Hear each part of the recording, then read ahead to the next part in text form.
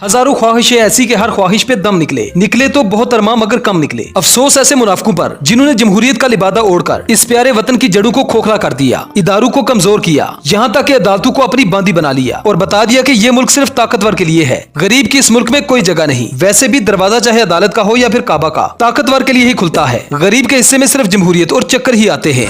पाकिस्तान इस वक्त कदीम मिस्र बना हुआ है, जहाँ गुलाम सुबह से लेकर शाम तक फिरौनों की अयाशियों का खर्च उठाता है। इस मुल्क में दोगलेपन का अंदाजा इसी बात से लगाया जा सकता है कि 1973 के आइन के मुताबिक पाकिस्तान की सरकारी जुबान उर्दू है और ये बात आइन के अंदर अंग्रेजी में लिखी हुई है।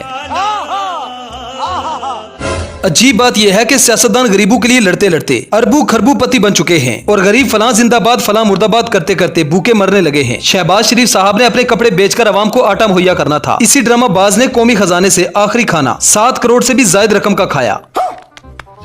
साले का खोपड़ी तोड़ साले का।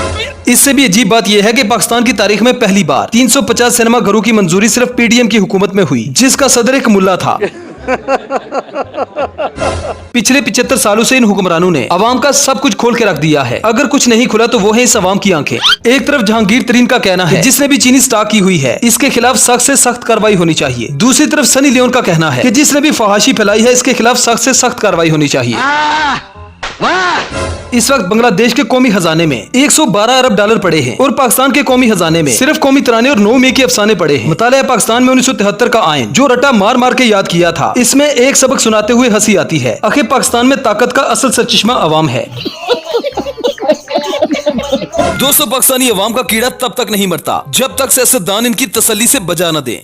इन्हें जहनी गुलामी की आदत पड़ चुकी है। एक वक्त था जब इनको पेट्रोल 148 का मिल रहा था, फिर अचानक एक मौलाना, एक जनाना और एक दरमियाना हम पर मुसल्लत हुआ। अब अल्हम्दुलिल्लाह वही पेट्रोल 272 का मिल रहा है। मैंने अपनी 30 साल जिंदगी में पाकिस्तानी रुपया सिर्फ 2 बार ऊपर जाते हुए देखा है, एक टास्क करते हुए और दूसरा मुजरे पर। अवाम के रोने चीखने पर हुकूमत का बस यही कहना है कि बच्चों बाइक को छोड़ो, साइकिल तुम पर फर्ज की गई है, जैसा कि तुम्हारे बाप दादा पर फर्ज की गई थी। अक्सर लोगों के जहन में ये सवाल आता है कि पाकिस्तान में तब्दीली कब आएगी, तो तब्दीली आ नहीं रही, आ चुकी है। जो कुत्ते 40 साल से एक दूसरे को काट रहे थे, आज वो एक दूसरे को चाट रहे हैं। अब इससे बड़ी तब्दीली और क्या होगी। पाकिस्तानी सियासतदानों का अदाकारी में कोई मुकाबला नहीं। जी भर के मुल्क कौम का पैसा भी लूटते हैं और पूछने पर रोने वाली शक्ल बना लेते हैं, जैसे इन जैसा बेहाल लाचार दुनिया में और कोई नहीं। इंडियन अदाकार संजय दत्त का कहना है कि मैं अदाकारी में पाकिस्तानी अदाकार गंजे दत्त को भी अपना गुरु मानता हूँ। दोस्तों, पाकिस्तानियों ने भी क्या किस्मत पाई है। कभी कोई भिखारी, कभी कोई जोकर, कभी कोई नमूना हमारे माल पर अयाशी कर रहा है और अब इस चवल को अपनी अयाशियों से ही फुर्सत नहीं। हमारे निगरान मुगले आजम साहब लगता है मुल्क का कड़ाका निकाल कर ही छोड़ेंगे। आजकल जहाँ भी जा रहे हैं सेल्फियां बनवा रहे हैं। ये वो दुनिया का पहला मुल्क है जिसका दिफा हथियारों से नहीं मौजूदात से होता है और मेशत थूक से चलती है। मुतालिया पाकिस्तान के मुताबिक 92 का वर्ल्ड कप बगैर किसी कप्तान के खेला और जीता गया। लगता है ये हुक्मरान 25 करोड़ आवाम को अपनी तरह डफर ही समझते हैं। पंजाबी में एक मुहावरा कहा जाता है कि अन्ना मारे अन्नीनू ते कसून वजे थमीनू। मरीम नवाज का कहना है कि काला जादू करके हमारा दिमाग बांध दिया गया था, वरना जरदारी जैसे चोर से कभी हाथ न मिलाते। चलो शुक्र है सर्जरी वाली रानी को अपनी गलतियों का एहसास तो हुआ। दूसरी तरफ हमारे टीपू सुल्तान ने लंदन में बैठ के वसीयत की कि मेरे मरने के बाद मेरे लीगी सपोर्टर्स आधे पीपी को और आधे फजल रहमान को बेच दिए जाएं और पैसे मेरे बेटू को लंदन ट्रांसफर कर देना, क्योंकि मैं पाकिस्तान कभी नहीं आऊंगा। अजीब बात यह है कि भारतीय साइंसदान जैसे ही चांद पर पहुंचे, उन्हें जमीन पर जाकर कर देखने से एक अजीब बात पता चली और वो ये थी कि पटवारी चांद से भी बेगैरत ही नजर आते हैं। दोस्तों, जाहिल मुआशरे में पैदा होना आपका कसूर नहीं, लेकिन पैदा होकर जाहिल बने रहना आपका गुनाह है। अब इससे बड़ी जहालत और क्या होगी कि पाकिस्तान में सूद 22%, इसराइल में 2.5% और भारत में 3.5% है। वो इसलिए कि इनके पास मौलाना फजल रहमान जैसे बड़े उलमा नहीं है। और इससे भी मुज़ाहिका खेज बात यह है कि ईरान ने 5 अमेरिकन पकड़कर ताइवान में अपने मुंजमिन 6 अरब डॉलर वसूल किए, जबकि पाकिस्तान ने 6 अरब डॉलर कर्ज के लिए 25 करोड़ आवाम को कैद करवा दिया। सोचने वाली बात यह है कि पूरी दुनिया में तमाम बरकत वाले वजीफे सिर्फ हम मुसलमानों के पास ही हैं, लेकिन खुशहाल गैर मुस्लिम लोग क्यों हैं जो कभी कोई वजीफा नहीं पढ़ते। जब इस्लाम को मस्जिद तक महदूद करके इक्तदार लुटेरों को सौंप दिया जाए तो फिर ना तो दुकानों में खालिस दूध मिलेगा और न ही अदालतों में इंसाफ। नवाज शरीफ के साथ शरीफ लिखना ऐसा ही है जैसे अबू जहल के साथ हाजी साहब लिखना। इन हुक्मरानों ने हमें इतना जलीलो ख्वार कर दिया है, इतना मकरूज कर दिया है कि पाकिस्तान में पैदा होने वाला हर बच्चा अपनी आंखें खोलते ही सदमे में चला जाता है। जब उसे बताया जाता है कि तुम 2.5 लाख के मकरूज हो तो बच्चा मुंह बना के कहता है अन्नीदियो में ते काली जमिया। कुल मिलाकर पाकिस्तान में ईमानदार सिर्फ पान वाला ही रह गया है जो पूछ कर कहता है भैया कितना चूना लगाऊं। दोस्तों सियाने सही कहते हैं कि दुनिया में 2 बीमारियां ऐसी हैं जिनका इलाज दुनिया के किसी भी अस्पताल में नहीं हो सकता। एक लंदन की बीमारी और एक उसके पटवारी। दरअसल पटवारी का ताल्लुक किसी मखसूस पार्टी से नहीं बल्कि मखसूस जहनीत से होता है। जितनी बदकिस्मत ये कौम है उतना ही बदकिस्मत हमारा ये प्यारा पाकिस्तान भी। यहाँ के सियासतदान अपने मुल्क से ऐसी ही मोहब्बत करते हैं जैसे इस्लामिया यूनिवर्सिटी बहावलपुर में लड़कियों को इस्लामी तालीम दी जाती है।